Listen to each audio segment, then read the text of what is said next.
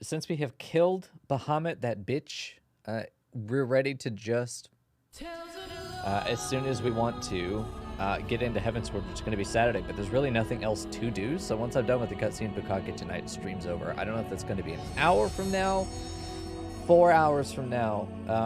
I have a suspicion, just because of the way that this whole thing is working. And let me get into game. Yeah. Bueno. There we go.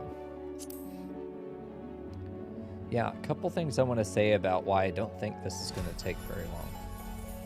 I suspect. I don't know. The biggest reason is that I need to draw it. Okay, so while we're waiting to log in, let me show you. I think the plot structure we've done has been this. The tension has subsided, and now we're doing this. This is the cutscene that we did last time. This is the section we're doing now. And maybe it's a little bit, you know, more split here. We've got to still come down a little bit, and then we're going to go normal. And the plot diagram, this is our climax, falling action, and our resolution. The resolution is very literally the way that we're going to move forward from this point on. At this stage in the story, we've cooled off from the big thing that happened. Now we're looking at our new normal. So what is our new normal at the end of that cutscene? We are, you know, as of like right here, we're getting on the cart to leave. It's still a little tense. We're a little uncertain about the future, but then we're gonna get somewhere, and then we're gonna start getting answers as to what the new normal looks like. And so I think what's going to happen here is going to be a lot less rocky than this was. It's going to be simpler. It's going to be more straightforward. I think what we're going to start to get is a sort of prelude to the exposition phase of Heavensward. That's what I think is going to happen. I think it's going to set us up in a new location, a new setting that we don't really explore that much. Apart from Corporal Dempsey, nice name. Apart from the ability to kind of reset ourselves. So I'm going to walk out of this place before I make Yiz and Rion start crying uncontrollably. God, it's just everywhere. All right, you stop that. Okay, so I'm not... I feel like there's going to be a lot less to analyze because there's not a lot that I'm going to necessarily need to respond to. We are now being given new information, and that new information is stuff that can be broken down in such a way that I'm able to make predictions from it based on what I'm seeing in this sort of pre-exposition. But it's not going to be the kind of thing where I'm breaking down the results of all the other stuff that's happened necessarily. We're kind of arrive at this point as seeing it's a new beginning. It's a new beginning, so it's not going to be the climax or the finale of other stuff that we've seen so far, which is going to flatten our analysis a lot. So I don't know how long it's going to take. I don't think it'll take 4 hours. Even if the cutscenes are the same length, I think it will be a third to maybe half as long. Could always level something if we're done. Yeah, I don't want to watch the Heavensward trailer until Saturday. Because as far as I understand, the trailer is the same thing as the main menu cutscene, right? That's just the trailer. If I'm wrong, then... There we go. If I'm wrong, then maybe we'll watch it, but at the same time, meh. We'll get there. Hey, Siren. There we go. No, what did Rion say? I'm worried I fucked up the pacing on all of this. What? How would you have fucked up the pacing? You cannot go wrong. You cannot go wrong. There we go. Everything we're doing is flexible. We've got, like, you need to look at it as having, you know, like we have a hopper, you know, of all the different things we want to do. And if we have to pull something out, everything else just floods down in its place. Okay? If we do Raid Night, great. The ball for starting Heavensward's back here now. If we take those out, there's a couple paintballs that represent Raid Night, that shit falls down. It's right in the receiver, man. It's ready to get shot at Murgo's forehead. Like, we're good. You cannot go wrong. Wait, one thing you gotta know that may help with any of your anxiety. Not that anything will necessarily.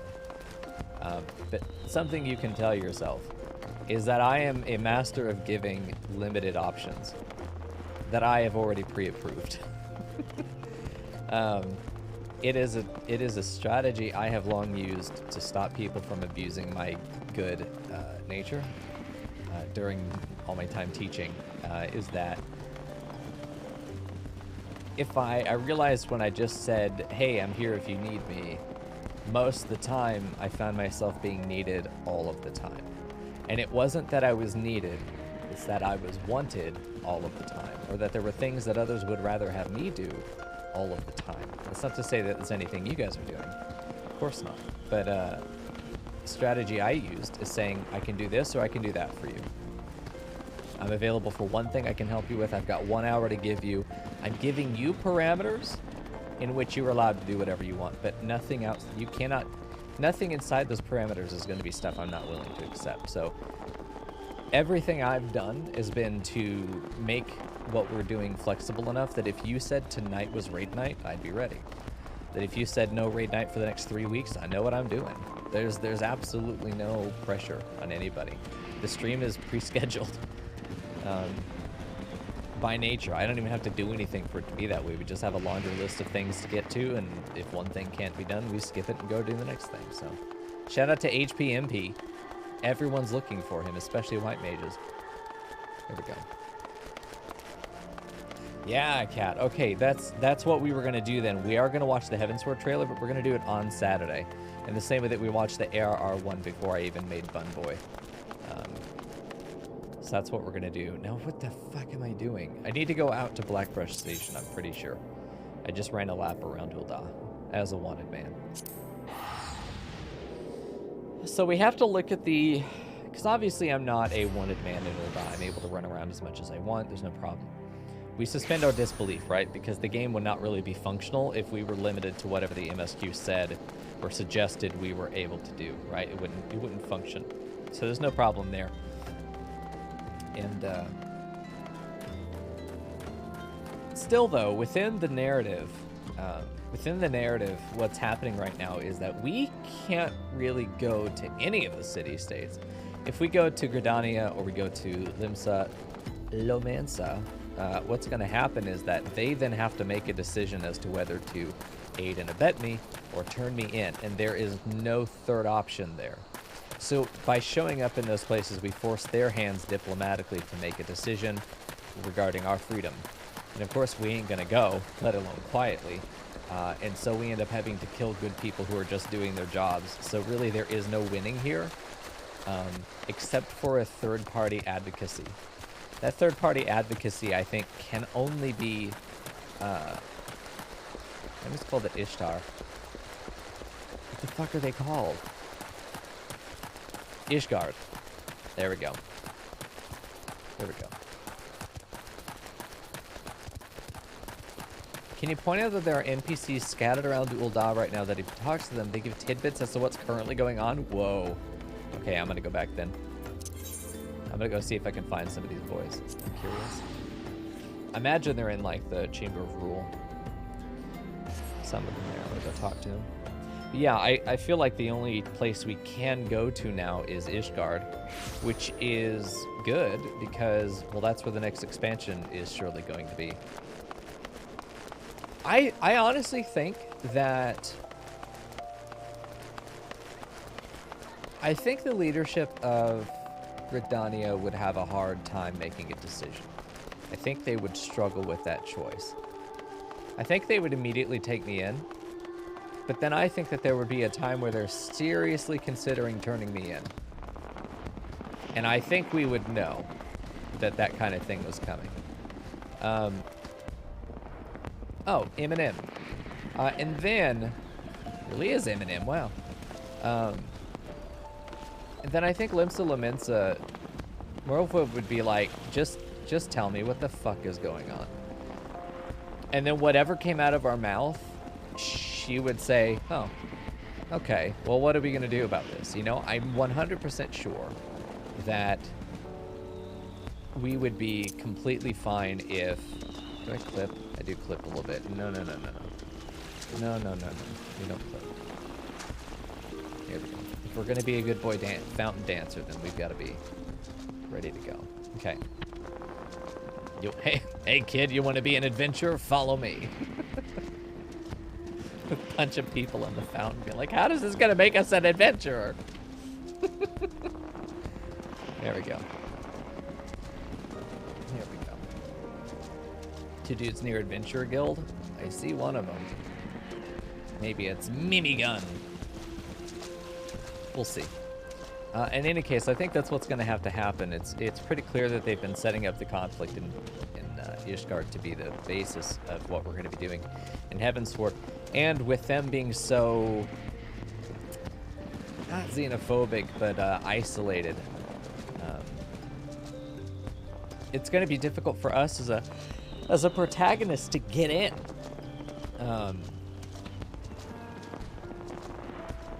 So we need some kind of narrative mechanism that makes us kind of forced to go there, in addition to a reason that they would then accept us. I think the fact that they're so insular makes it where they might not care about the diplomatic repercussions of taking me in. And I think because it was clearly so shady what was happening there, that Emmerich left with a pretty good idea that this might happen. Oh! Drive by. Nice.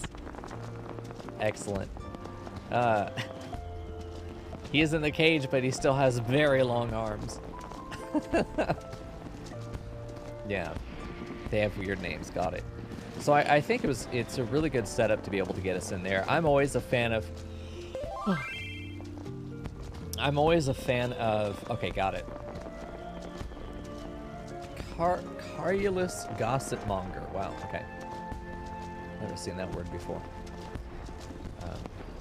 I'm always a fan of the start the story out, the adventure out by having them in prison, and I've said this before. I think I might have said it during the other cutscenes, but it's a nice mechanic because no matter where you are, becoming a fugitive and like an actual fugitive, becoming exiled is a great way to reset your power level back to 0. And it's not really 0 because we still have all the power that we have, but like the ceiling is also being raised at the same time. So we've been brought relatively low, and now the ceiling is going to become yet higher, so we have more to strive for. By giving a little bit down and a little bit up, we end up having the full spectrum of growth that we're going to look for in the new story. So it's pretty good. Whenever you have something like an episodic structure like we have here, now the episodes are very long, but we do have an episodic structure here in the sense that we're going to have mostly the same cast going between adventures, but each of those adventures has to be full. It has to be a full narrative, and that requires an amount of growth. And so it does require at times a bit of a reset, because otherwise we run into a Dragon Ball Z situation where Goku never gets weaker from saga to saga, but everything else then has to somehow get stronger. And it becomes, after a while, it becomes kind of a joke that I think they recognize, but then they also don't, because they don't really have a narrative choice at that point. They've started the pattern. It's where in the first saga, the Frieza saga, I mean, think about this. We got this unimaginably powerful guy, nearly kills everything on a planet just to be able to make the final strike against him, you know?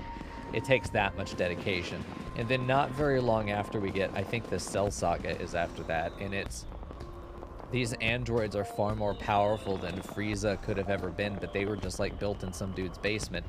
And then you've got the thing that kills them without any fear is Cell himself, which, like, is unimaginably stronger than Frieza ever was. So then we go in this constant, like, this constant game of incremental growth that is power growth without necessarily being character development in that case, but the same principle applies. We're going to have to continue to expand the narrative and continue growing our characters in a way that is gradual enough to stay relevant. There's always got to be something new to discover, and yet we can't give it all out at once. That's really hard to do, and it's part of the reason I'm not in a hurry to figure out all of the Bun Boy lore, because this character has to stay interesting and fresh throughout every single expansion. I think it's a big part of the reason that we're a silent protagonist. They don't want to give us a voice, in the sense that they don't want to assert a voice onto our character and characterize us by our responses. However, it's in addition, it serves the secondary function of not exhausting the characterization of our warrior of light, where we get to control that story and our reaction to the things that are going on. Real world actual character development takes time. In real life, it probably would take the entire journey of playing this entire game through and all of the sort of real-time experiences that we have to reflect on our character also having a significant amount of growth. Now, I will say that we've done a little bit of our backstory for Bun Boy because it has become a little bit more relevant as we've talked to that other character, as I've learned more about what some of the other nations are, getting an idea, mostly informed by memes. For that fact, we've decided we're from Thavnair, so I went to look up some stuff from Thavnair, and by that I mean I went to ask the cat boys what they can tell me about it. And then I was able to listen to a little bit of information, and it was really nice. I really like where he came from. It seems like the kind of place that if I'd known about from the beginning, I would have chosen. A big, mercantile, isolated island. His little family just growing corn, and I really like the idea that he saw what was happening with Dalamud. He saw the turmoil on Eorzea. He saw his little bubble dome of a life there on the island where they're free from the struggle going on in the rest of the world, but at the same time, they're insulated from being able to do anything about it. And I think that that wore on his conscience that everyone else seemed to be living and really living their life. And then he was just like, he had what everyone else seemed to want, but he didn't want it himself. He wanted, and that's really the story, isn't it? We always want what someone else has. We see all this thing going on in the world and we think adventure, and that's amazing. You know, it's something more exciting than what I have now. And the people who live all the exciting lives wish that they had a quiet one like that. You know, I think it's beautiful. It's a classic story, and I think it's one that's going to play out pretty well of him going full arc to eventually just go back home, and he's going to have this grand odyssey the entire way through. But we need to have like just a coffee drip trickle of character development happening every now and then, and it's really going to happen in response to the things going on around him. I'm also going to try and make it narratively relevant as to why he does his class changes every expansion, and I know what our class is going to be. I know what it is. We're actually going to be dual classing because the two winners are so fucking close. They're so close. The lead has 38. Second place is 36. The rest of them are in the low 20s or the teens. So, like... My dick. My dick, that's right. The two that I know about are definitely in the lead. Anyway. So that's the idea. I'll tell you what those classes are once we start Saturday. Sleepy time, movie time with Mico. What was this guy say? Oh, did you hear? Some adventurer, and a bleeding famous one at that, went on a rampage during the victory feast. Fair tore down the fragrant chamber, 'tis said. Rumor has it he's an imperial spy sent to do for the Sultani. So they really don't know the reality of what's happened here. The rumors have reached the street, but not anything else. That's interesting. If I take this opportunity, will I miss out on a better one? It's also overwhelming. Maybe I should have mulled it over at the quicksand. What? Where's the other boy? Could be inside. Oh, there's too many. It's okay. I don't care that much. It's interesting to see the, oh, that's a cat. Look at him. Got it. She's unrelated to gossip. That was, the second word that came out of her mouth. There we go. The two boys, only one could be poked. Ah, okay. I was hoping there'd be, more. That would have been nice. You! Speak with your mint green beard. There we go. There's one by the lift. The lift. I don't know where that is. Is that going to be inside here?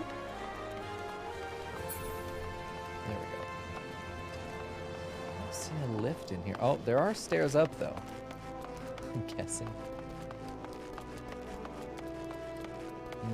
There's the smith. Gaius Dalmasca, the smallest Bosch to ever live.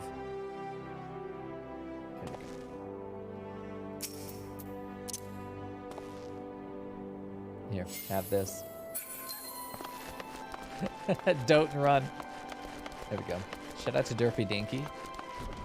Oh, Rion beckons. Okay, I follow the cat boy. Lancelot Liberty. Nice. Midnight Cactus. Great names.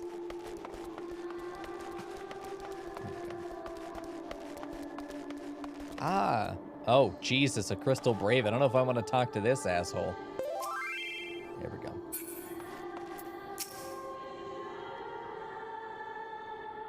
Wait, is he a good guy? There are good guys amongst the Braves, perhaps. You shouldn't be here. If they find you, they'll arrest you like they did the others. Look, I didn't see you, all right? If you know what's good for you, you'll put 100 miles between yourself and Ul'dah. And so we did. There we go. Nice. Yeah, all the Crystal Braves are suspicious, but not all of them are evil. Near Delivery Moogle. That's over this way, right? Oh, why am I so sleepy? I took a nap. I don't know where the other guy, the Moogle, is. I don't know where anything is. I keep thinking I know where things are, and then I don't. That's fine. I don't care that much. I want to get to the cutscenes. Okay. Off to Blackbrush Station. Also, narratively, I was having to suspend my disbelief also with all the stuff happening in Coils. I had to say was like, this all happened before the events of the banquet. I don't know if I said that or not, but I was definitely thinking it as we went through.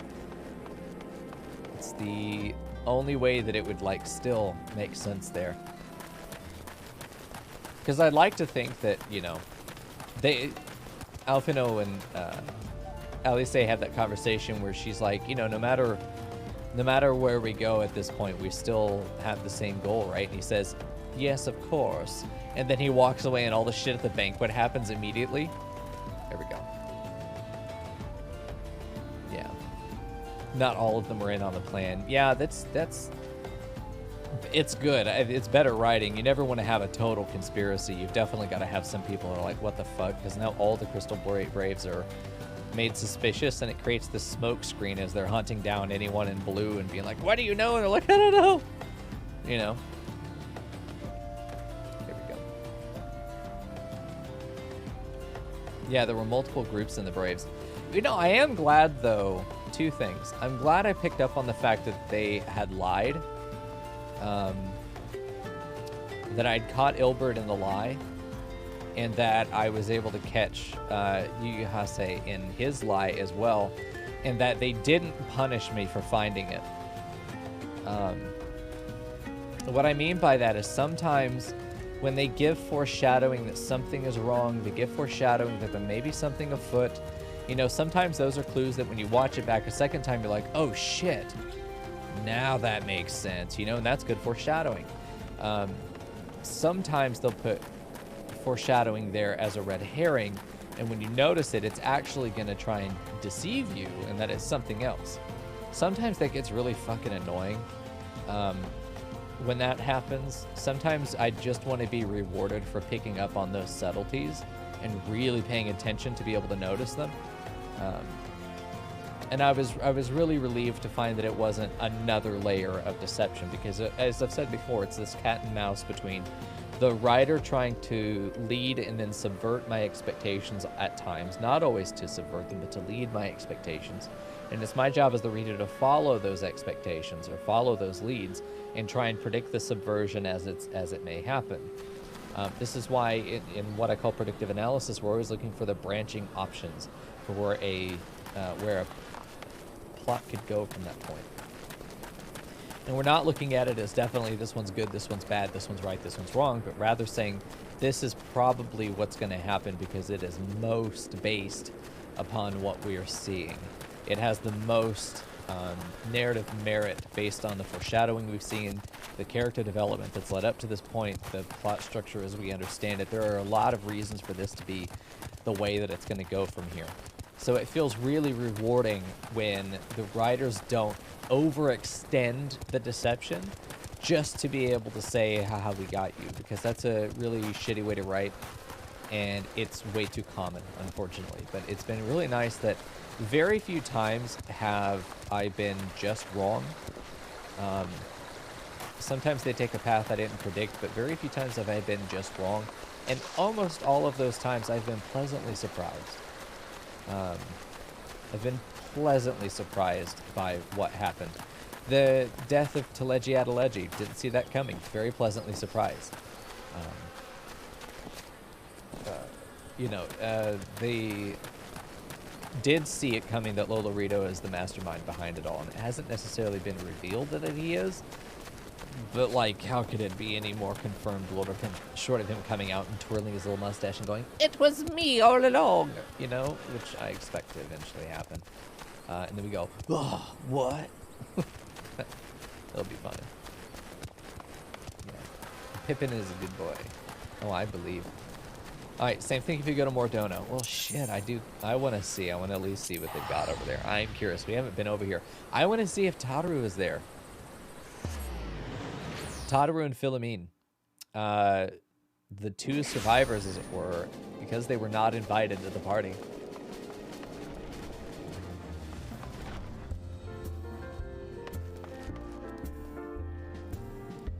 Let me see if... Yoshi P, what do you got?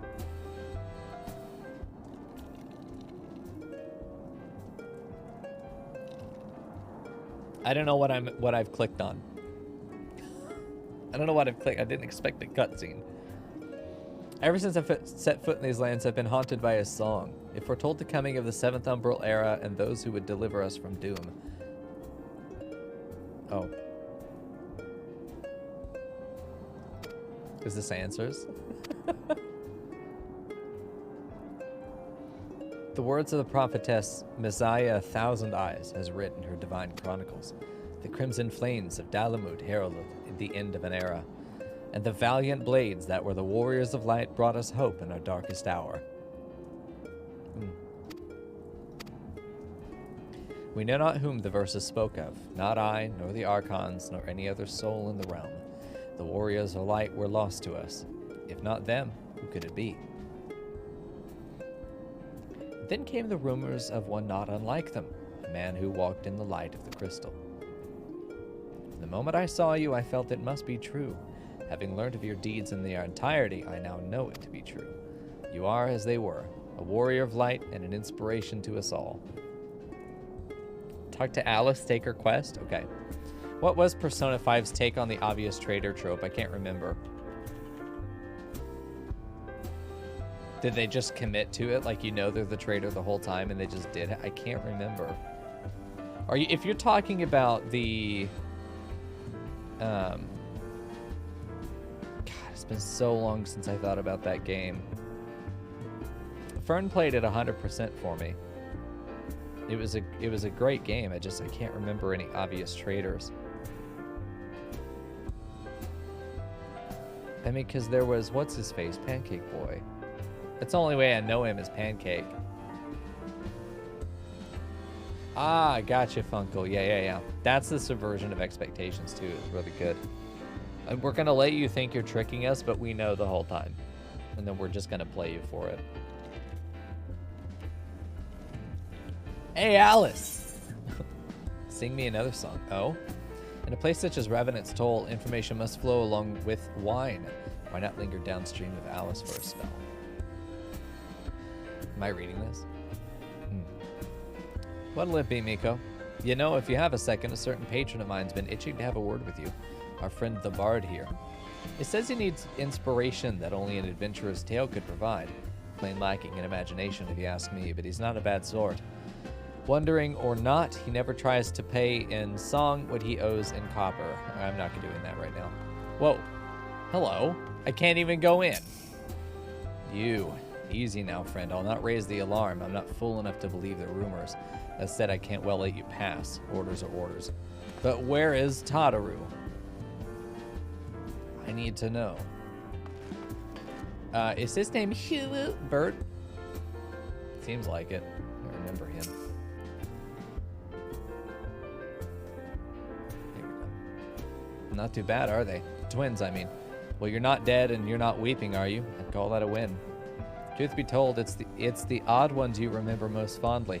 That's what makes it an adventure. A touch of danger in everything, even the client. I don't remember this man. I don't remember him at all. I wonder if Slaphorn has anything to say about this. There's so many people I'm gonna go talk to. See if they know. Oh no, a Crystal Brave. Let's talk to him and see what he says. You've some nerve showing your face here, traitor. I had to haul you in for your crimes, and I would, except you doubtless put up a fight, and I've been ordered not to bring conflict into town. That's right, bitch. Sit. Our priority is to protect the people, and we can't risk innocent bystanders getting hurt. If I were to find you anywhere else, though, you'll not find me so lenient. Consider yourself warned.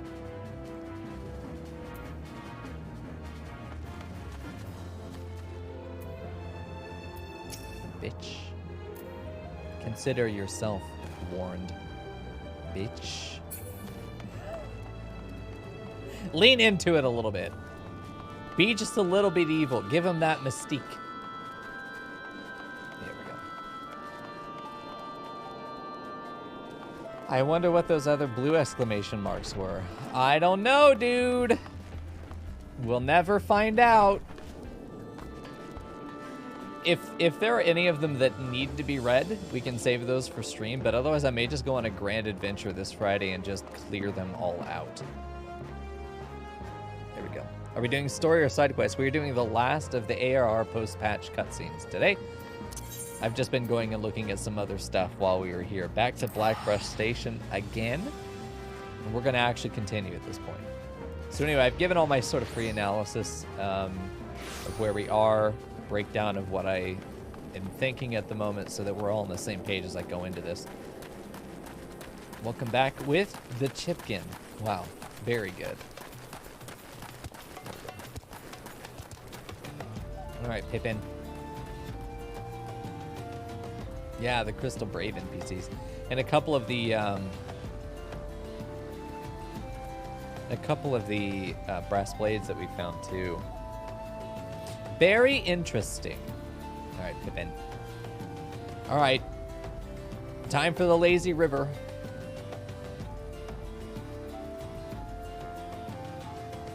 Yeah, you've got like 20 seconds to get your suck bugs out before Fern throws you in the river.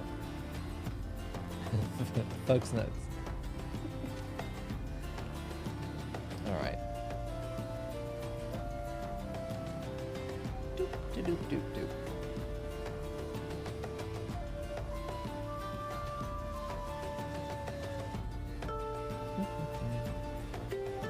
Oh.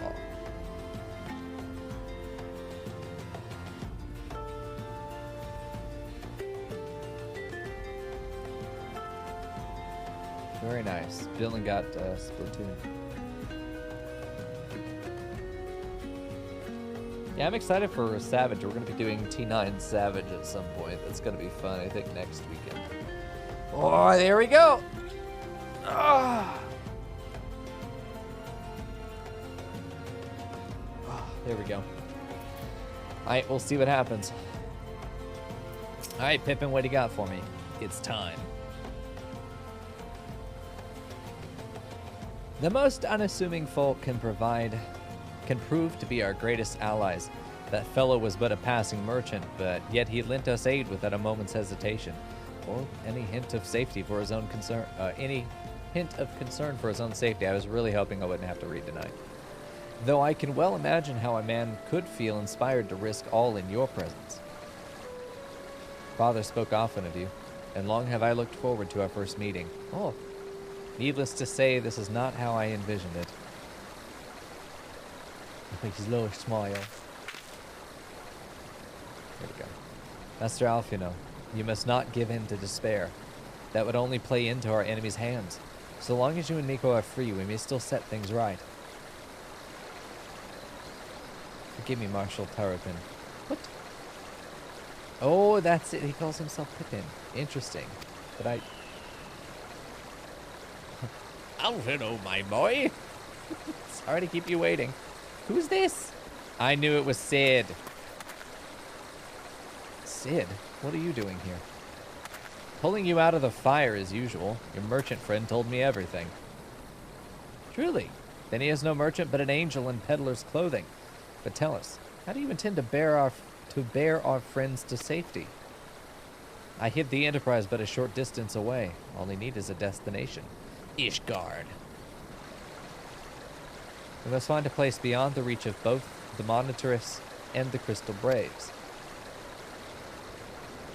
Kurthus. Ishgard will not suffer the intrusion of foreign forces in their territory. That settles it. With me, everyone. Not I fear. I must remain here.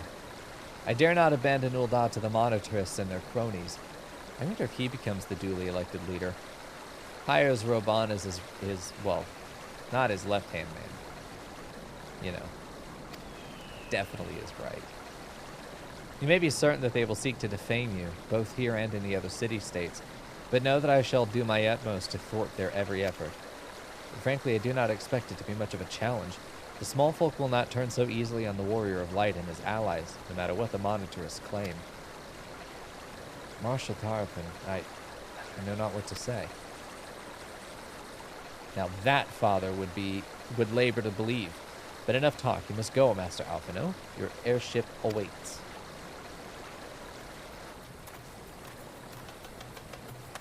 Alphino's speechless. It's a good day. Kind of wish I had done this when it was still nighttime. It made a lot more sense at nighttime.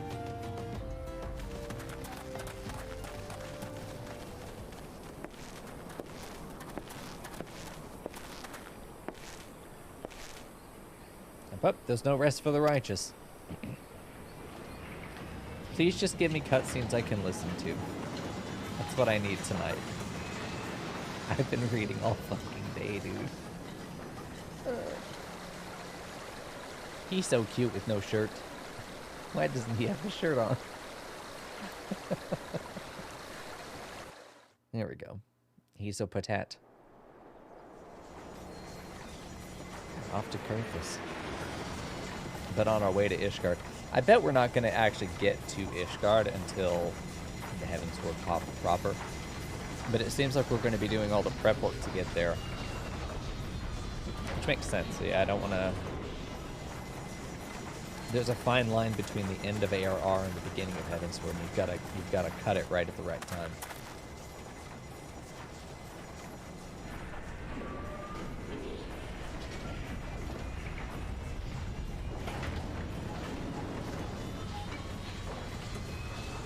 You'd think this would be like hot item number 1 to watch out for.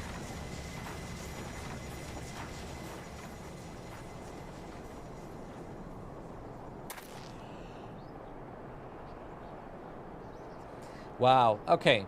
So in the, I'm putting it together. In the sort of alternate version that I wrote, we were actually taken in by Harshiphant. And he was aiding and abetting us, and it was actually going to give us passage to Ishgard. I would not be surprised to find, and for the same reason I picked him, I wouldn't be surprised to find that he ends up being our contact here.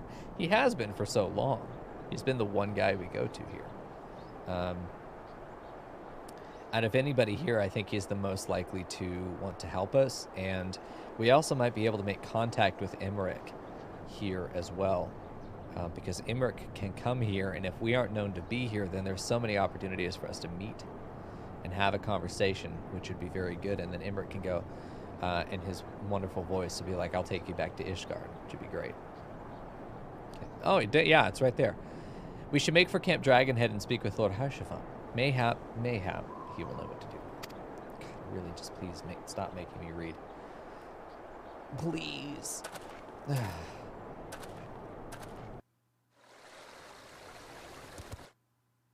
Here we go.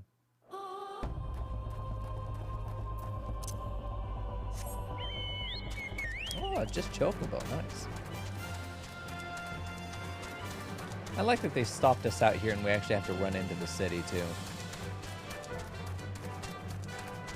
I mean, apart from the fact that we're listening to the Chocobo theme, you know, if that wasn't there, then this might be quite a bit more interesting, almost suspenseful, as we're deciding what's gonna. As we're deciding what we're gonna be walking into.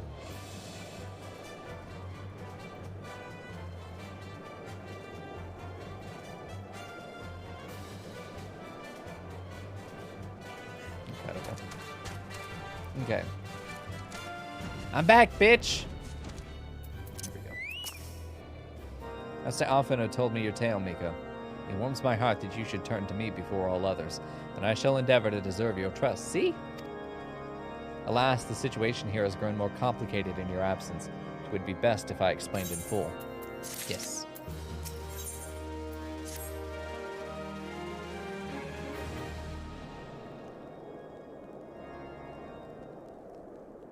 There has been word from the capital. Ishgard has weathered another assault, and 'tis said several wyverns broke through into the city proper. The temple knights succeeded in slaying the beasts, but the intrusion prompted orders to further strengthen the guard and to place the city under a perpetual state of alert. How keenly we feel the loss of our wards at the gates of judgment. Yet we must not bemoan our misfortune. Sir Emmerich is safely returned from Ul'dah, and once more leads the defense of Ishgard. As for the matter of your asylum, I am afraid no progress will be made until the threat to our nation is diminished. But do not despair. You are not without allies. You are more than welcome to shelter here for as long as you wish. Pray, think of it as a new headquarters of sorts. The falling snows or some such. I love that line. He's poking fun at... Yeah, it's good to poke fun at these names. These names have been exhausting.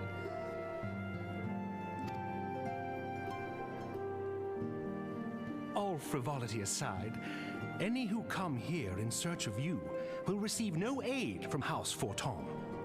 For once, the Ishgardian reputation for inhospitality shall work in our favor. Agents of Ul'dah will find their every inquiry dismissed and their every request for entry rebuffed until such time as their masters have acknowledged your innocence.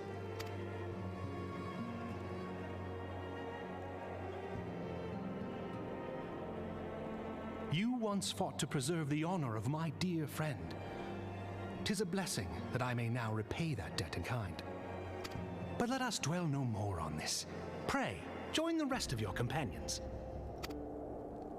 'Tis bitterly cold this day. I suspect there are those who might welcome the warmth your presence brings.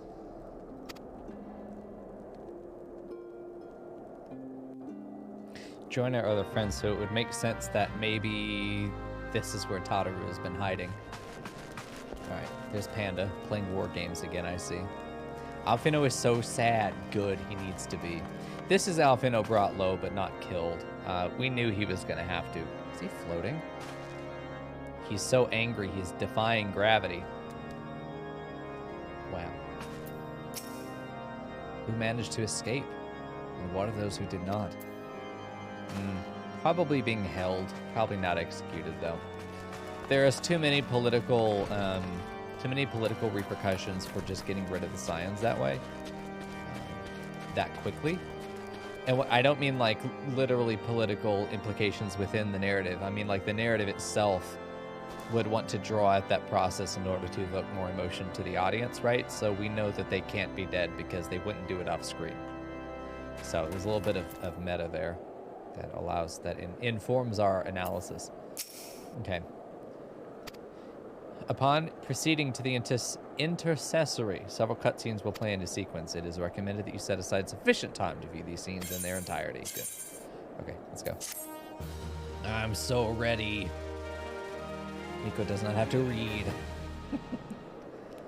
Alright, let's see what happens. So far it's following the beats that I suspected it would, which is good. Tataru, yes. Alfino, Mico, is that really you? I'm still having to read. Had a little smile. Oh. Oh. She's so sweet. She's so sweet. What's not to love?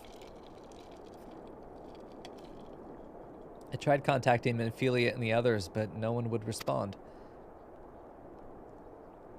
And the Crystal Braves, our own people, turned on us in the marketplace. Philomene told me to run, and so I did. I ran and ran until my lungs burned and my feet ached, but I lost my way. And then... Oh. Oh, yeah, we haven't seen this lady in a long time. So, they were gone for so long, I wondered if they were actually going to show up at some point. And I'd also wondered if the Domans were going to be part of the conspiracy, but we hadn't seen them in so long that it didn't make sense for them to be part of anything, because it would have been like... The only reason we wouldn't have seen it coming is because we literally forgot that they were there, right? I feel like the Domans should have been a little bit more involved regardless, because I'm sitting here going, oh yeah, you guys exist. You know, you should never have that moment, especially if they're going to become important. We should never look at them and go, oh, forgot you existed, right? I didn't read that line, sorry. And this is her without the mask. Fred and Leandre had a baby. This is what it looks like. Ah, yes, my mask. It was lost in the struggle. I'm glad she does have a face, though, right? Pretty, isn't she? Fucking Tataru. Anyway, after Yugiri found me, we traveled to Vesper Bay and met up with Urianger. When we told him what happened, he used his magics to weave a glamour around the waking sands. From the outside, our old headquarters looked like an abandoned storehouse. Nobody knows what the waking sands had been? What? What? Everyone knows about the waking sands. It's been raided by the Garleans. We abandoned it and used it really only as a storehouse. It is an abandoned storehouse. What? Urianger, so silly. The transformation didn't take long either. Apparently, Urianger started making preparations after the Imperial attack, just in case the Empire ever chose to pay us another visit. Good thinking, eh? This is backriding. This is backriding. It's not always a bad thing, but this is where, like, I'm going to tell you something, and I'm going to tell you why it makes sense, as opposed to, I'm going to show you the seeds being laid back here, and then we're going to recall that later. Now, that would suggest that this was all pre-known. The writers and developers had to have known this was going to happen at that time, which I doubt. So this is what backriding does, is allows you to make retroactive foundations, if you will. We build the house, then we put the foundation under it. So that's why it can be a bit nasty for narrative development. But a situation like this, they literally don't have a choice. So you couldn't foreshadow something you didn't know was going to happen, right? So it's not always a mark against them. There are many cases like this where you didn't know. If you see this kind of thing in a movie, though, if you see this kind of thing in a book that's been published, that's a problem. That's bad writing. But in game design, where we're sometimes having to add more stuff on later, totally acceptable. But it is still a thing to know about mechanically. All right. Sorry, where was I? Yeah, and then they get back to the main objective. They had to give us that tangent there to backfill, but now back to the main dialogue. Oh yes, so we waited there at the Waking Sands, hoping others would come, but no one else did. My people are searching for the other scions even as we speak, but we have met with no success as yet. I had hoped that you might be able to suggest further places to look. Ah, but you should know, the Rising Stones did not share the Waking Sands' good fortune. Only Crystal Braves await you there. Be that as it may, we have yet cause to hope, do we not? If the two of you escaped, it's not impossible that the others could have done so as well. That's what I've been saying! There's no reason we couldn't have just kept running, all of us. They turned around and killed themselves for no reason. They're not dead, though. They're not dead. As much as they would kill them on screen, and what we saw was like an allusion to them dying on screen, the longer I get away from that first round of cutscenes, the more earnestly I believe that they're all still alive. Which makes me hate it even more. Yeah, there's no, and I've said this before. If they died, it was unsatisfying. If they live, I feel cheated. You know? Because then it made it even more pointless. They made it so the problem wasn't that they died to give us a delay. There are ways of doing that. The problem is that it was so stupidly unnecessary that it just completely ruined any immersion I had up to that point, which is saying a lot because I was really immersed. That is not easy to get me to do either. They hooked me in and they let me go. I hate it. But for them to now be alive, I mean, it's what I expect. That's a lot of characters who didn't really get a lot of development because I think they just didn't have a lot of character to them. But they don't have the opportunity to become fully fledged characters if they die there, and that just feels like either we don't care and we're going to move on and squish them and then go from that point and they're dead so we don't have to worry about it anymore, or we're going to give them a death and rebirth kind of situation, where we're going to then give them new characterization as if they were new characters, and we kind of wipe the slate clean and start again with them in the new context of Heavensward. If they do live, though, they're committing very egregious sins of the death is cheap trope, which I've talked about before being a cardinal sin of writing. If you kill a character, they need to stay dead. If you're going to scare us with their death, it needs to be real, and you cannot do it twice. As in, like, the second time you do it, it needs to be for real. You cannot treat your audience's emotions like a yo-yo. You can't take us to the edge and bring us back again, and then take us to the edge and bring us back again. You're going to find that the reader or the audience becomes very reluctant after a while, either to invest because they know it's going to hurt them, or they don't care anymore because they know there are no longer any consequences to these actions. Character death is supposed to be the ultimate consequence of their actions. Them dying is the be-all, end-all, worst-case scenario for that character. If you kill that character, you are denying us the opportunity to see a happy ending, to believe that they went on to redeem themselves in some way. Sometimes their death is redemptive. Very rarely is it necessary and redemptive at the same time, though. This is very hard to pull that off. Character death should mean something. If it doesn't mean anything, it was a wasted opportunity, or it was poorly developed. If it meant something, but then we take it back again, then it's like we dropped chicken in the fryer and then pulled it out and still said we wanted it to be raw. That's not how that works. You can't uncook that chicken. So this is definitely one of those situations where they have written themselves into a position where there is no correct answer. But the worst possible thing they could do is bring these guys back or have us mount some kind of rescue because they survived. And then when we get them, the worst possible thing they could do at that point is then explain how they got out. Yes, medium rare chipkin. Delicious. The worst possible thing you could do after a death is cheap trope is rub it in our face by explaining how it happened. And it just... Yeah, and I have a feeling that's what's coming. I fully suspect these guys are still alive. As shitty as it is, I hope I'm wrong there, and I hope they're dead. I hope they're dead. Because Thancred, irredeemably bad character, Ishtola really kind of had her moment during the Costa del Sol section. Papalimo and Nita were strong in the early game because I started in Gridania, but even after that point, they really had an oomph moment throughout the assault on the Garlean outposts. Biggs and Wedge have had several moments throughout the thing, but they're minor characters. They're not this main cast of Scions. Urianger has always been third party to the group. I wouldn't expect him to be in the line of fire himself. And then Tataru, of course, is Tataru. If anything happened to her, I would uninstall the game. And then Lydia Ugari has been absent for the last third of this game. She was brought in. She was in every fucking cutscene for no reason. And then a lot of them for no reason. She was just there. And then she disappears entirely.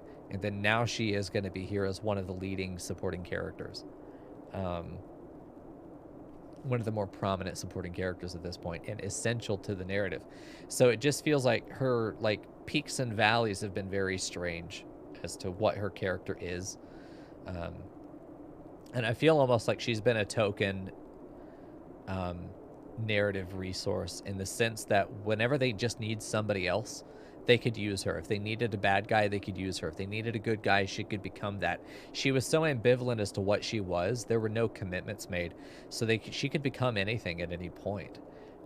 Maybe we were supposed to be suspicious of them. And I kind of was, in the sense that we brought them in really quickly. We just trusted them, no problem, very quickly.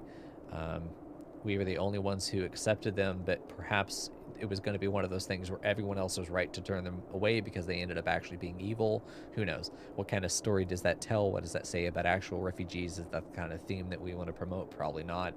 But still, when we're talking, before it was clear that the problem was within the Crystal Braves, it was going to be very interesting to see where the Domans came into it. But honestly, I just fucking forgot they existed until like just now. Just now. So I don't know how prominent they're going to be going forward, the Domans. I suspect they're going to be fairly prominent during this interim part, and I imagine that they're going to get lip service in the future. I wouldn't be surprised to find that they become the kind of new Scions, the new Crystal Braves, if you will, because we still need, narratively, we're still going to need a kind of foot soldier force that we can utilize. I wonder how many Domans might have been wrapped up in the conspiracy, because they're not a monolith, you know. It's not like all the Domans are the Domans and they all do the same thing. They're all in. One guy's corrupt, they're all corrupt kind of situation. It doesn't happen. But I do wonder to what scale they're going to end up being important to the rest of this narrative. I kind of resent them being important at all, because they felt really shoehorned into the narrative and then disappeared entirely for no reason, and now are back, and again for almost no reason. Mostly because they're needed by the whims of the story. It's I won't say haphazard, but it just seems like they're just kind of thrown around. Shoehorn them in, leave them cold, and now put them back in the forefront because it's convenient for the story. Not really satisfied with these guys. Anyway, you may have been forsaken by men and women believed. You may have been forsaken by men and women believed true, but rest assured that the people of Doma yet stand with you. We welcome this opportunity to repay our debts and shall continue our efforts to locate the others and see the Scions restored to their rightful place of honor.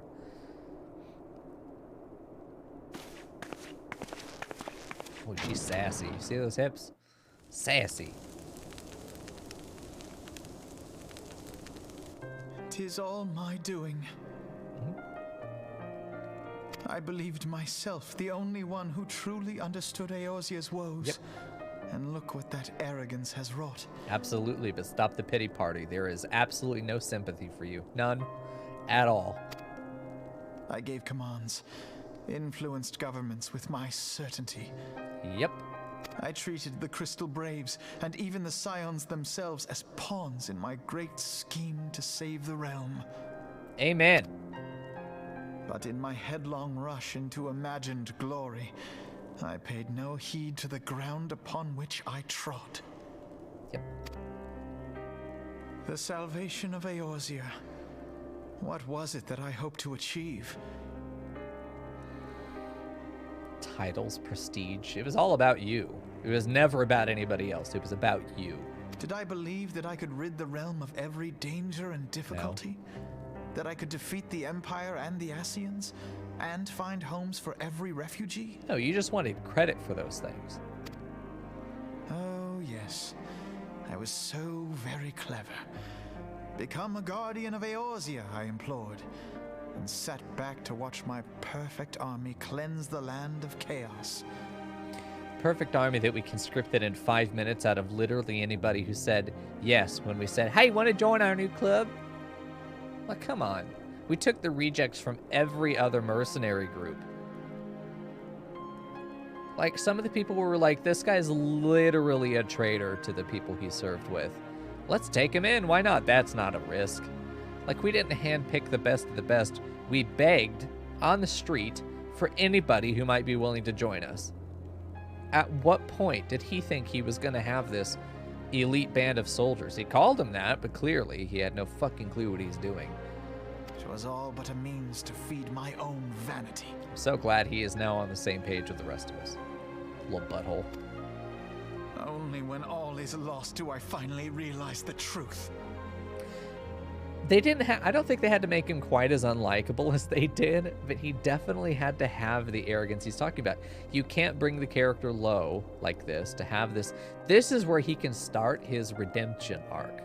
This is where he can become a character that we don't look at and go, ugh, this fucker again, you know? He can become a lovable character. He is very young. This is an opportunity for him to learn the hard way. Unfortunately, it's costing people lives, but yeah, we could throw that under the rug.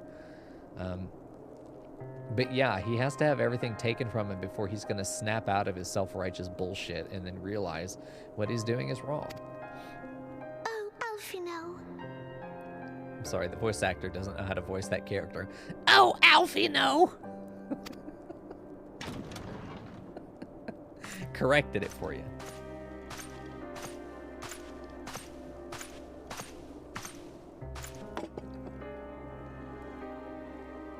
So, Master Alfino, are you content to remain a broken blade? Is there no flame hot enough to reforge you? I love Arshafan, I really do. Because he hears this and in 2 seconds he sets the cups down and he's like, bitch, pick yourself up, let's go. What of the fine companions who yet stand at your side? I dare say the fires of their determination will soon have you slicing the air again with your customary wit. Yeah, because Alfino, even in his darkest moment, is just focused on himself. He's just self-loathing, self-wallowing in his own pity. Like, he loves it. He just loves it. Ugh. It's not a bad character. It's well written. Besides, where are we to go? It's not a bad character. He's well written. He is deliberately unlikable. That we don't like him doesn't make him a bad character. It makes him a very successful execution of an unlikable character, so that we can revel in him being low, and that maybe we will appreciate his renewal, right? And I'm hoping to see those things. I hope he becomes a redemptive character. If he doesn't, boy, am I gonna have some opinions about that. So he's just wallowing in his self-pity. Like, come on, this is not helpful. And I think he's doing it just because he wants the attention. This is something that happens. I don't want to call him a narcissist, but this is what happens when people are more concerned with how they look than how they are, is that when they get sad, they want it to be this big event that everyone's going to see them and be like, look how well they understand themselves. Look how honorable he is. Look how humble he has become. Look at him. We should all revere him and respect his honesty and his courage in being so honest with himself. He's one of these people that even when they're wrong, they want to be complimented for it. Like they expect some kind of compliment for being like, yeah, I was wrong. And they're going to turn it into an event. It seems like exactly the kind of behavior he's doing. I would never try and diagnose somebody as a narcissist, but this is narcissistic behavior.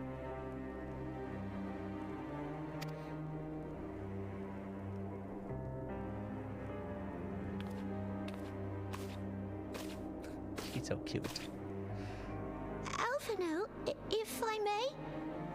Aww. Should this place not serve our purpose, then we shall go to Ishgard. Minfilia told me many times, as long as we stand fast against despair, the beacon of hope will never be lost to sight. I can see the adult voice actor behind the microphone doing this as they read this. It just makes me giggle. Be it in the snow or in the clouds, we few will see that the dawn's light shines again. Oh, don't make her cry. Alfino, you butthole. You are right, Tataru. Thank you. And thank you for your kind words, Lord Orchefon. 'Tis true that Eorzea yet has her guardians. The Scions have achieved much, and 'twould be remiss of me to discard it all in a fit of self-pity. Suddenly mature. Let us then resume our journey, together, one step at a time.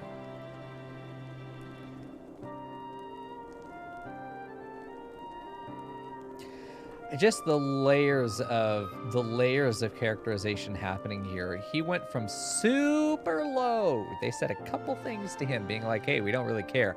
And then he immediately is like, okay, let's go. he came out of that episode real fast. Part of me thinks it might not have been genuine. But I also suspect they're not writing at that deep level of characterization. Sometimes we need to just look at it at the surface level, because that's all it's intended to be taken at, and I suspect that's what that was. But still, as a writer of deep characterization, where every little interaction is a revelation of who they are, that kind of interaction is... I still have suspicions. Wait, what, credits?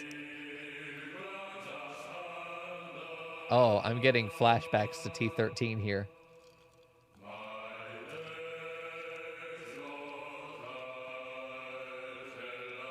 There we go.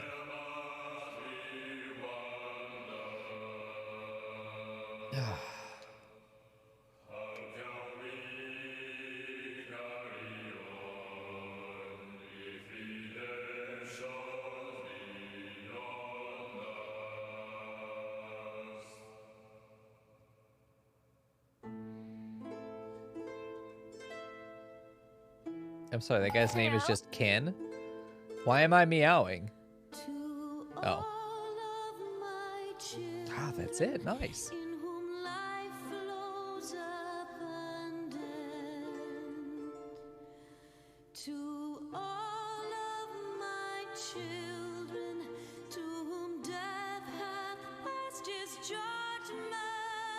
We got into the ad phase real fast.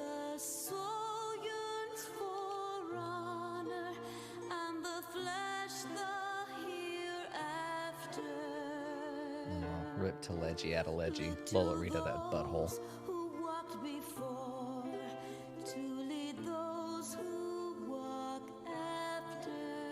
I don't remember seeing that in the background there.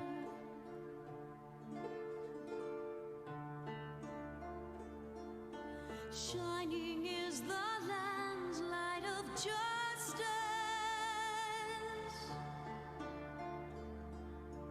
Ever flows the land's well of purpose. Walk free, walk free, walk free. Believe the lamb's alive, so believe.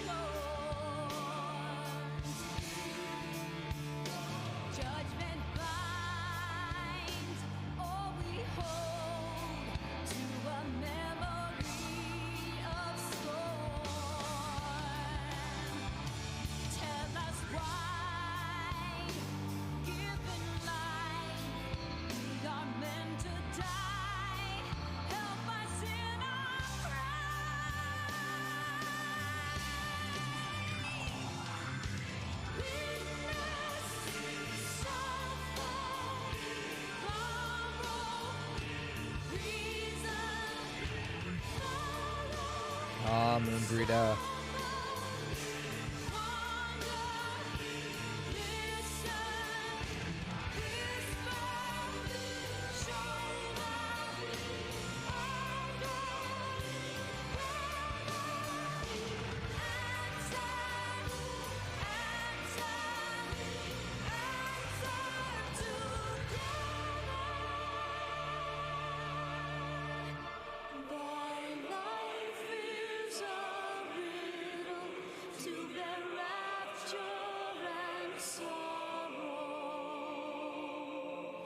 To listen, to suffer, to entrust unto tomorrow. In one fleeting moment from the land of life glow. Yet in one fleeting moment for a new dawn. In the same fleeting moment, thou must live, die, and know.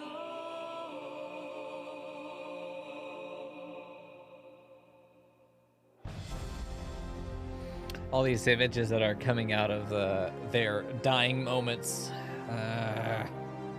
Maybe they are actually dead. I don't know.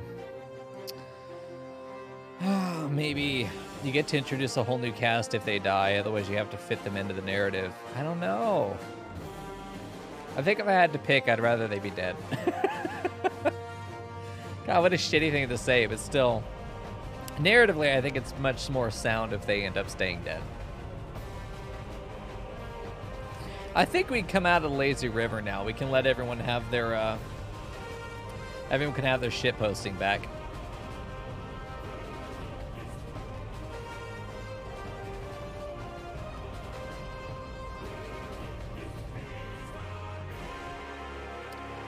There we go.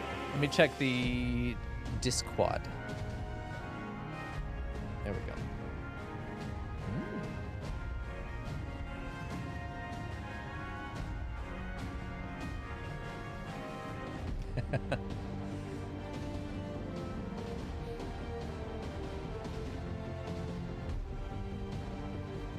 Oh, why you make Tataru cry? Stop that. You stop that.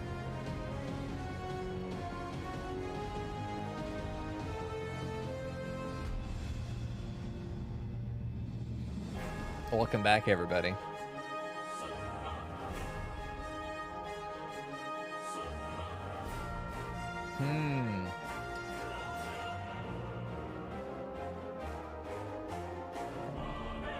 Yeah, Tataru's so sweet.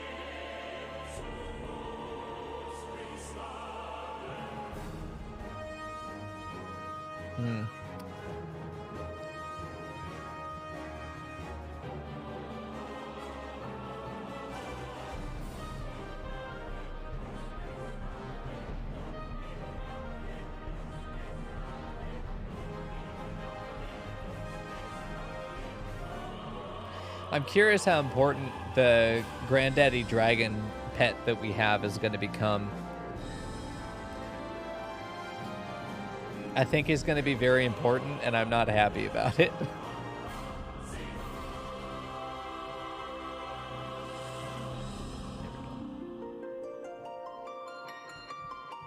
Oh. I'm very excited to see more about Ishgard, though. I think it's going to be really cool to start seeing something outside the 3 city-states, which I didn't expect there to be more than that in ARR, but it is nice now that we're going to be able to go beyond those walls. And what's great about adding new city-states or adding new locations is that we still have, narratively, the ability to go back to all the previous ones as part of the narrative, but we also have this new playground to go through.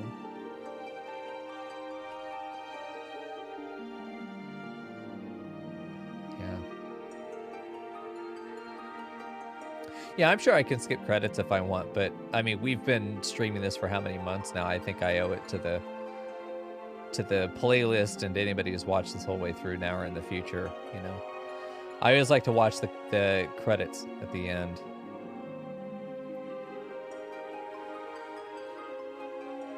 1.0 had Ishgard in the distance, and we never, ever, ever got to go there. It was just in the distance. Oh, so Heavensward must have been really fucking cool for you guys. Yeah.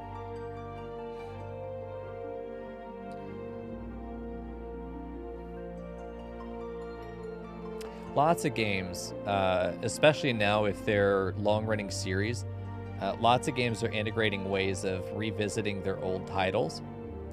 Partly for nostalgia trips, but also because you have all this existing lore. Why not plug into it, you know? You have all this world building you've put the effort into doing over the course of all this time. Why not utilize it? Why not utilize it? Just knock my drink over. It's fine. My desk is spill-proof. Why not utilize all of that in your current writing, you know? It makes a lot of sense to do it that way. Oh, that's not great. It's not like a problem, but it's complicated. Just spilled water. God, if that had been soda or something, that'd have been so sad. Let me go get a towel while this is playing. It's not because I'm crying or anything, chat. There we go. The collector's art for the PS3, is that what it is? Oh, tag yourself. Oh, Fern's the banana. Where am I? Where's the bard in all this? I think the bard's over there on the far left. I'll take it. Good. All right, hold on. Let me get a...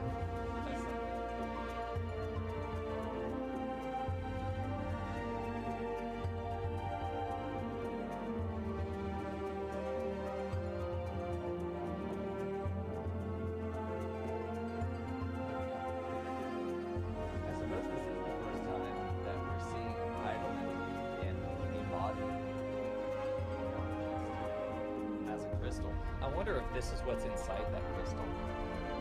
I also wonder if we're going to have this grand reveal of Heidelin, the person, as more than just the crystal. Even though the narrative so far has been kind of like she's fading away, that it's possible that it's just the encasement that's weakening, or that she's going to go through some kind of rebirth process, and that she'll be reborn as Heidelin, the person, so to speak. Possible. There's a lot of things that can happen at this point. I mean, everything is wide open. Everything is wide open. So we'll just have to see what they do with it, you know?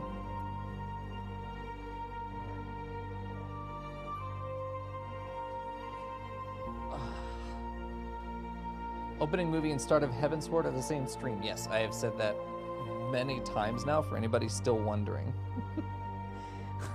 I've been very consistent.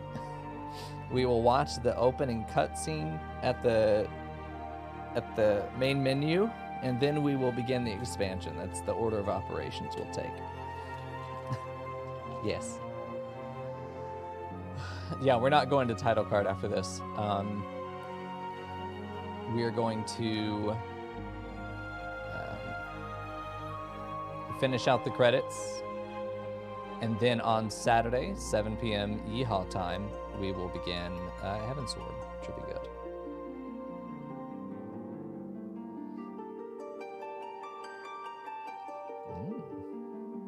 Yeah, it's going to be good.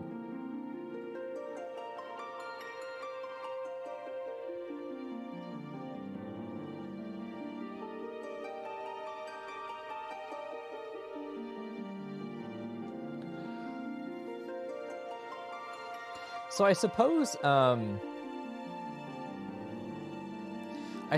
if there were any questions you guys had for me, things that you would want to know more opinions on or break it down again, because I don't have anything else to present to you at this point. So if there's anything you guys want to talk about, I'm here. Otherwise, I'm just going to watch the credits, and I'm totally content to just watch the credits.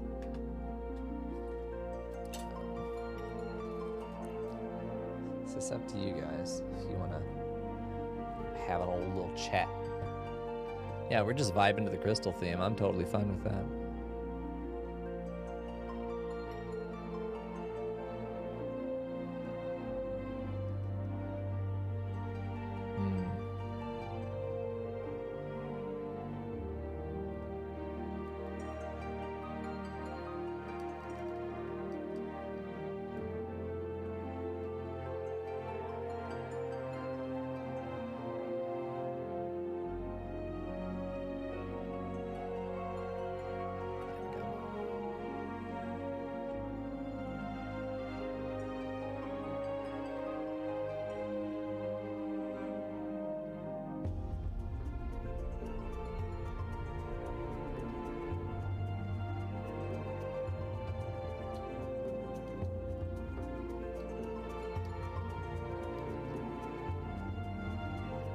This crystal theme takes me back to 10, primarily. Just this little bit of harp here. Just feels very 10. Reminds me of the Blitzball arena, actually, specifically. Everything.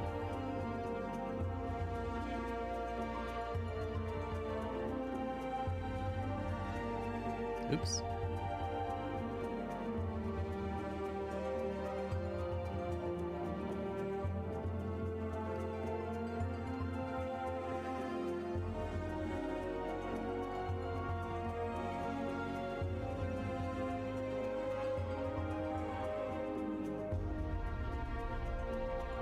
Background change. Background disappear.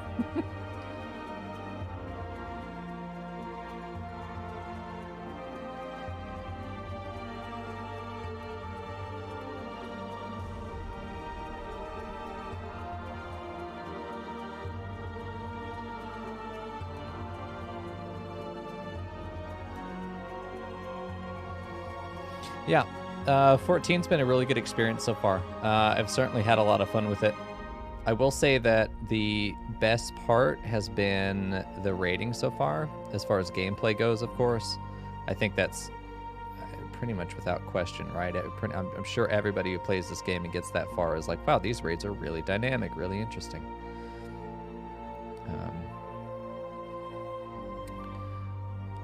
If I had to pick one moment of maybe the best writing, or if I had to pick one moment that's kind of my favorite out of the writing,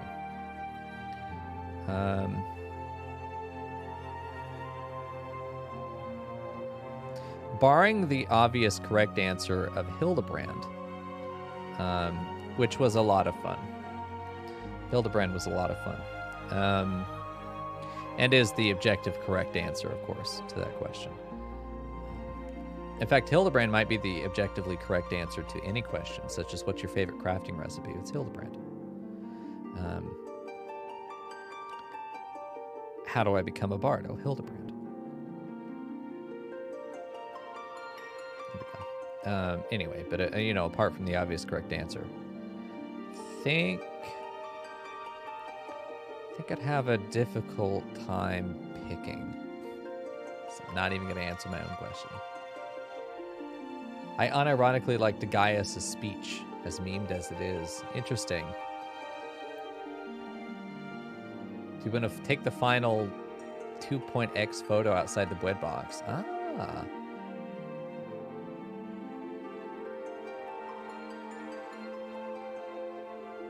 Yes.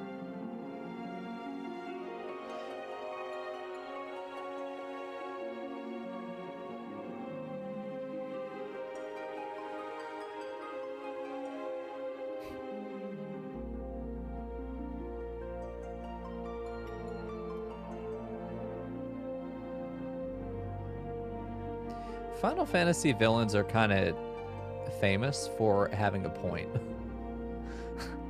They are. Usually it's not that they're wrong is what makes them villains, it's that they go about it in the wrong way, which is one of my favorite types of villains, because they have a valid complaint. So they're not just like irredeemable assholes in that sense. They're irredeemable assholes because of the atrocities they commit in pursuit of solving that problem. It's usually an argument of the ends justifying the means. More of that ethical debate than whatever it is they're actually talking about. And I always find that pretty compelling, personally. Oh? Is it time?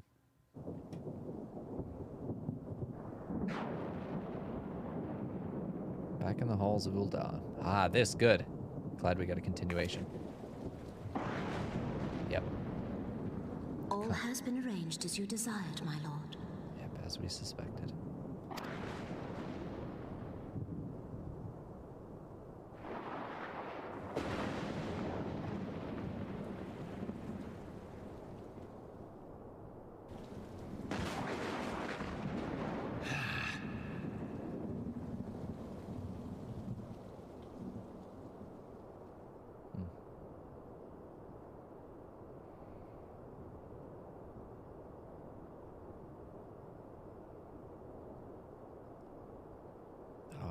yeah, follow up on Raban.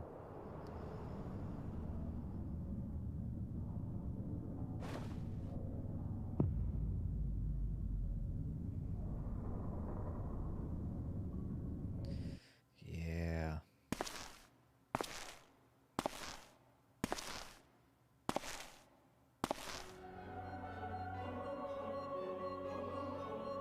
Back to all the Asians. Brialis is no more. He was Mr. Sideburns.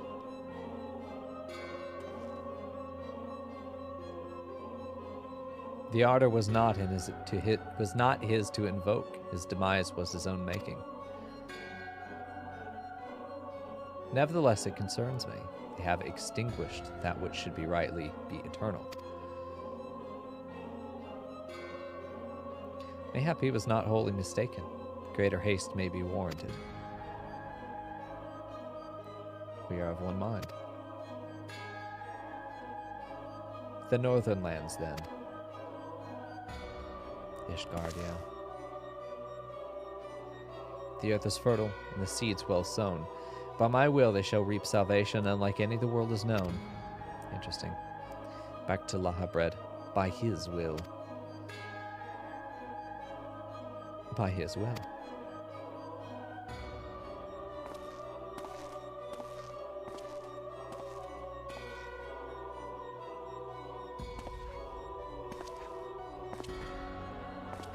That's different.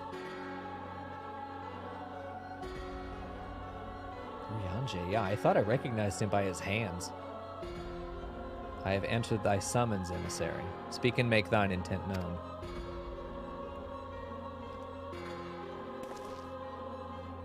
I don't think this makes him evil. But we may be meant to suspect him. I would speak of fate, Archon. Yours, mine, the fate of this very star.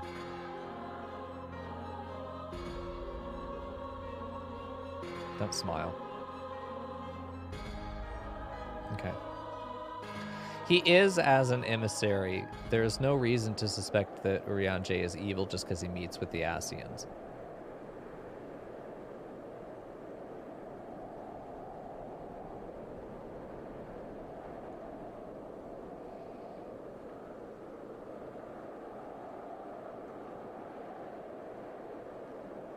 I think especially in the fact that he lost Munbrida to these assholes, I don't think he has any... Thou thinkest sanctuary lieth beyond.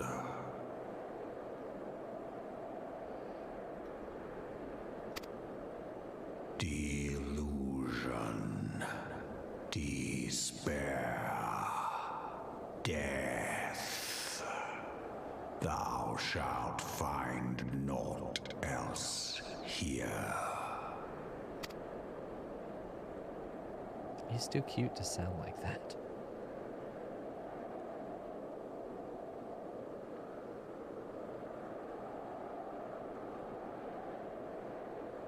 Yeah, the fact that we have a little dragon buddy going into the one place that hates dragons more than anything else is concerning. To preserve the dawn's light, the heroes journeyed north. Their hearts filled with hope and eyes fixed to heavensward.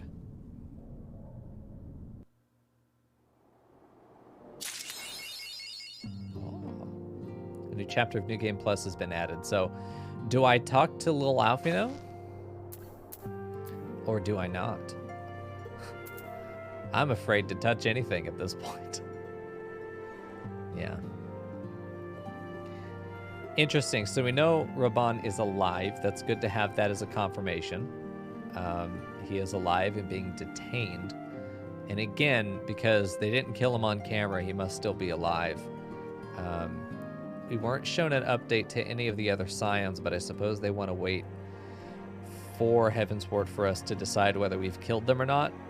I wouldn't be surprised to see that they might still have been making the decision at the time that this released. Leave? Okay, don't talk to him. Goodbye, my son. My little butthole child.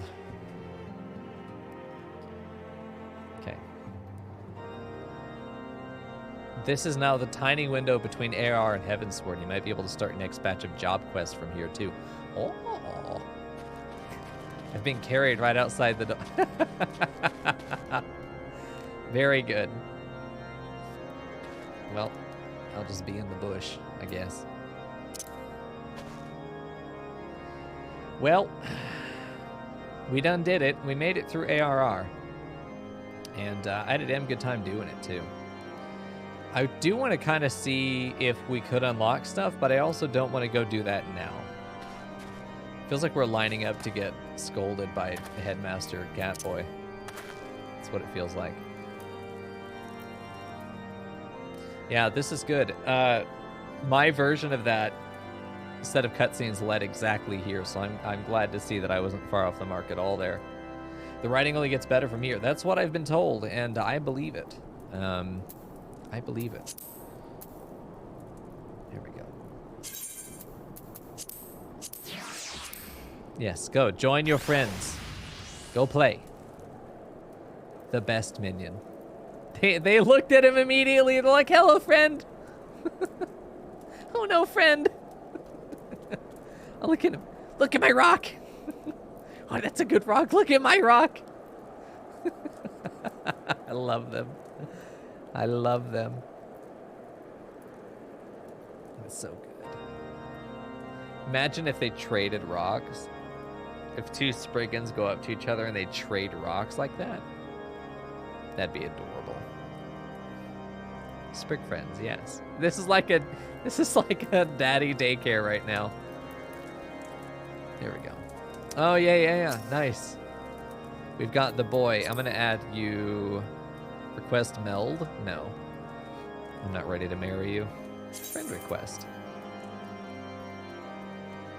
There we go. Okay. So at this point, yeah, cannot pick up any of the new jobs until after starting Heavensward. So cannot do the jobs if they're... Okay, that's what I figured. Even if I could, I think I'd wait. Okay, I didn't see the achievement. Hold on. I didn't see the achievement.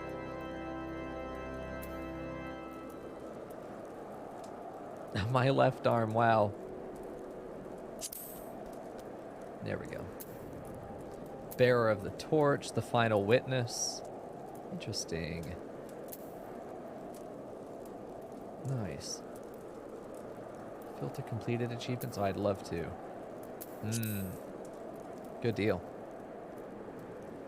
Well, I've had a good time. I don't know if we're going to get a picture. We don't have everyone here. I think the T13 picture, honestly, is probably going to be our picture. If we wanted to get one before starting Heavensward on Saturday, if everyone wanted to, or maybe grab it on Sunday. I mean, we don't have everyone in. I think if we did it on Sunday, we came together for kind of our ARR glam, if you will. And then we can get a picture of everyone who was here at the time. And that'd be good. That way, as we grow potentially over time, we'd be able to be like, I was there. And I have proof. There we go. So I had a good time. That's it for ARR. We're ready to move into Heavensward. And I'm excited about it. I think it's going to be great. There's a lot to look forward to. I'm excited to see how this conflict in Ul'dah is going to continue to play out. I think it's probably going to dominate the first quite a long time of the Heavensward expansion before we really get into the meat of what's going on up there in Ishgard. Yeah. There are certain things I'm really looking forward to. I have some suspicions about certain narrative beats. I have been told I am highly critical of the game. I think I'm highly critical of all narratives. But with that criticism is always based in fairness, I believe. Nothing without reason. So as we go into Heavensward, it's going to be a lot of the same thing. I'm going to be breaking down the narrative as we go. Detailing moments of great writing, moments of not great writing, and ultimately trying to make some predictions about where we're going from there. So we'll see. All in the pursuit of having a good time. Also can't wait to get into more Raid Night content. I think that's going to be fantastic. So, hey, thanks for joining me. I'm going to get out of here tonight. For those of you watching on YouTube, the next video you're looking for will be in the Heavensward playlist. We'll just continue on from there on Saturday. And thanks for watching this whole time with me. It's been great. There we go. As long as the criticism is tempered with appreciation, why would it not be? All right, good night.